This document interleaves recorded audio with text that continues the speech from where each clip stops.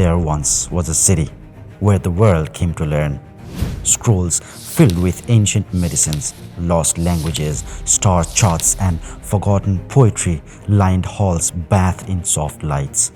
Therefore, they built a library to hold every answer, a place where knowledge would live forever. But the more they collected, the more dangerous that knowledge became. To some, those scrolls weren't treasures, they were threats.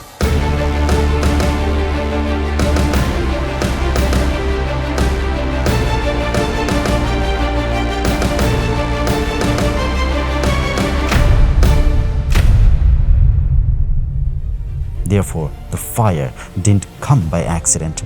It came because some truths were too powerful to survive. And what burned wasn't just a paper, it was the future. Welcome to CTT Stories, ladies and gentlemen, where legends fade and truth begins.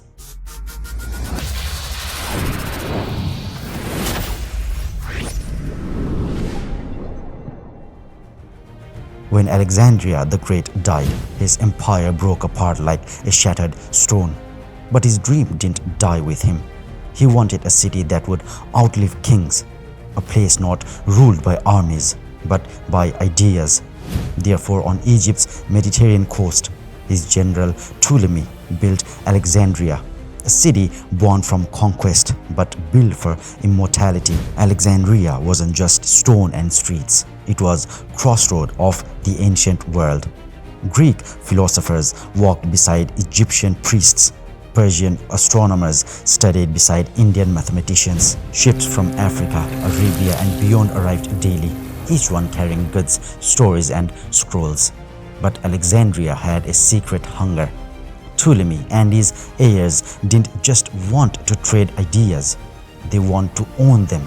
Therefore, they found the Library of Alexandria, not a library in today's sense, but a vast network of scrolls, scribes and scholars whose mission was simple: gather all the world's knowledge, copy it, control it, never lose it. They searched every harbor. When foreign ship docked, authorities inspected their cargo, not for spices or gold, but for books. Therefore, any scroll found was seized, copied by scribes, and often never returned. They called them the Alexandria copies. The originals were locked away. No cost was too high. Ptolemaic agents were sent to Athens, Babylon, even remote temples in India. Ancient texts were bought, stolen, or rewritten. Some scholars believe the library once held works from the lost civilizations we've never identified. The library wasn't just a building. It was a weapon of soft power. But power concentrated in one place creates envy, fear and resentment. And though Alexandria burned with lights, shadows were gathering outside its walls. The Library of Alexandria stood as the mind of the world, a quiet kingdom ruled by scrolls, not swords. Therefore, it became more than just a library. It was a symbol of intellect, of progress, and to some, of danger. Because when ideas gather, they multiply, and when they multiply, they challenge those who live in comfort and power. But kings and conquerors do not like to be questioned, not by words, not by ideas, and certainly not by scrolls that held truths older than their thrones. History doesn't agree on when the first fire came. Some say it was during Julius Caesar's siege on Alexandria in 48 BC that Roman ships burned in the harbor and flames spreads inland, consuming the dock and the part of library's outer collection. But others say that was only the beginning. Therefore, when Christianity rose in the centuries after, it clashed with the old philosophies stored in those scrolls, texts that spoke of many gods, ancient rites, forbidden sciences, and stars that moved without divine permission. In 391 AD, under Emperor Theodosius I, the temple of Serapis, home to one of the library's greatest branches, was ordered destroyed.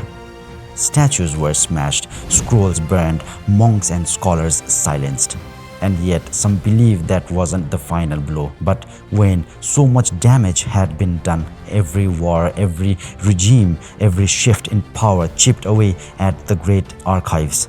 Therefore, by the time Muslim general Amir ibn al-As entered Alexandria in 642 AD, some say what remained was only a shadow of the dream. That's a story, likely legend, that the general ordered the final scrolls burned to heat public bathhouse. For 6 months, knowledge fueled the flames that warmed the city. Whether true or not, the message is clear. When knowledge loses its guardians, fire finds its way, and what once burned for wisdom now burned for warmth.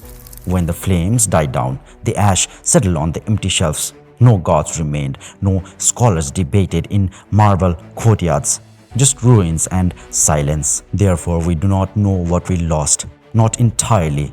There was no backups, no copies in the cloud, no second vault. But historians believe that within those scrolls were medical texts centuries ahead of their time. Astronomical records that tracked ellipses, comets and stars with a precision we still admire today. Theories on geometry, philosophy, language and engineering, poetry and plays that no longer have an author.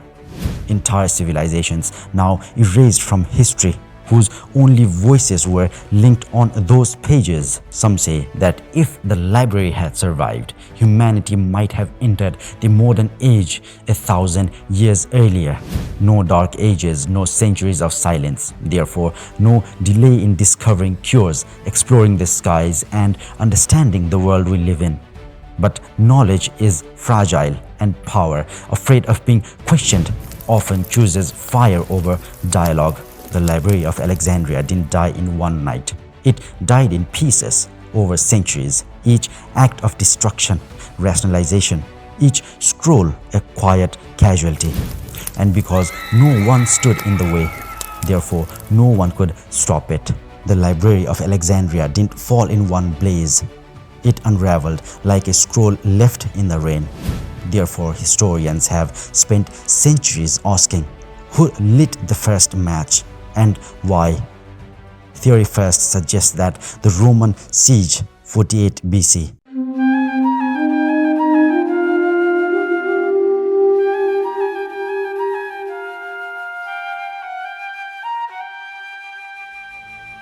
When Julius Caesar's fleet was trapped in Alexandria's harbor, he ordered the ships burned. Therefore, the flame spread on the docks and possibly into the warehouse that stored part of the library's scroll. But here's the problem. Caesar himself wrote about the siege and never mentioned the library. Other Roman historians do, but years later and with contradictions.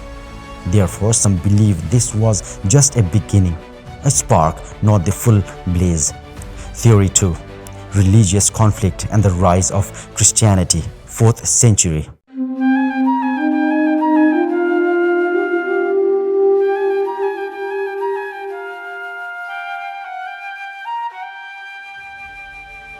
But the library's scroll spoke of multiple gods, astrology, ritual magic, and ideas from non-Christian cultures. They weren't just foreign, they were heretical.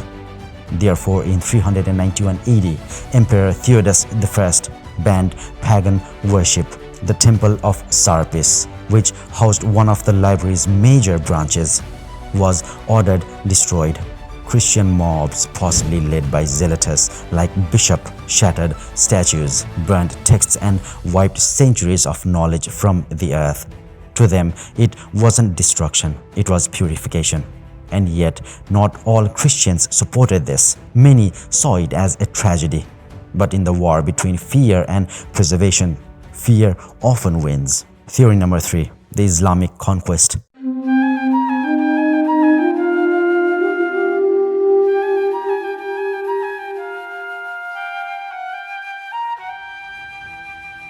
By the 7th century, the library may have already been a shadow of its former self. Still, a legend says that when Caliph Omar conquered Alexandria, he declared, if the books agree with the Quran, they are unnecessary. If they disagree, they are dangerous. Burn them. Therefore, the scrolls were allegedly used to heat bathhouse for 6 months.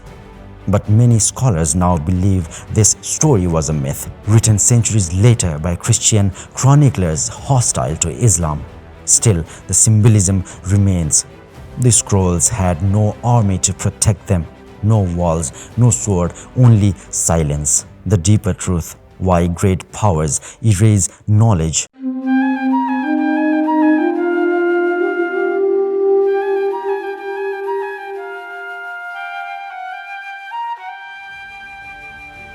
When you look past the dates and names, the darker pattern becomes. Therefore, perhaps the question isn't who burned the library.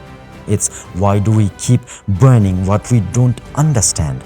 Knowledge is dangerous. It questions kings, it unravels holy stories, it empowers the poor, exposes the powerful, and makes empires uncomfortable.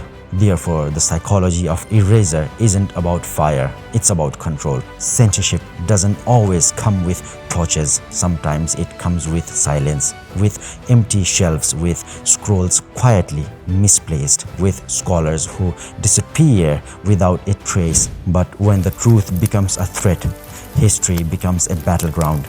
And in that battle, the Library of Alexandria becomes the first great casualty. This is not just about a building lost, not about scrolls or ashes or timeline debated in lecture halls. This is about memory and what we choose to preserve. The fire that took the Library of Alexandria still burns. It lives in every banned book, every censored voice, every community told their knowledge doesn't matter. Therefore, this story isn't ancient, it's alive. When you silence knowledge, you don't just erase the past, you wound the future. Imagine a world where the library survived, where a child in Mali could have read the stars from a Greek astronomer, where a healer in India could have built on Egyptian medicine, where ideas traveled without fear, from east to west, from scrolls to mind. But we lost that world. And yet, not all was erased. Today, fragments of Alexandria lives on, in the scholars who protected endangered manuscripts, in the students who fight for education, in the storytellers like you, like us, who dig deep into the past not to mourn it, but to learn from it.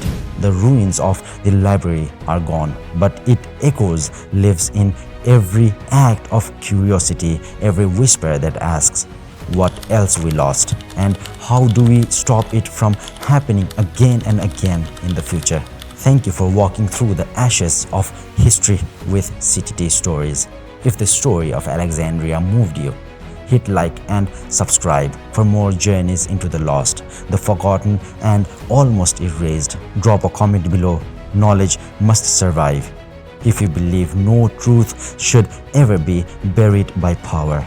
And remember, every time we question, every time we remember, every time we share the truth, the Library of Alexandria lives again. Until next time, stay curious, stay respectful, and never forget, every ruin holds a story waiting to be heard. And I'll see you in the next one.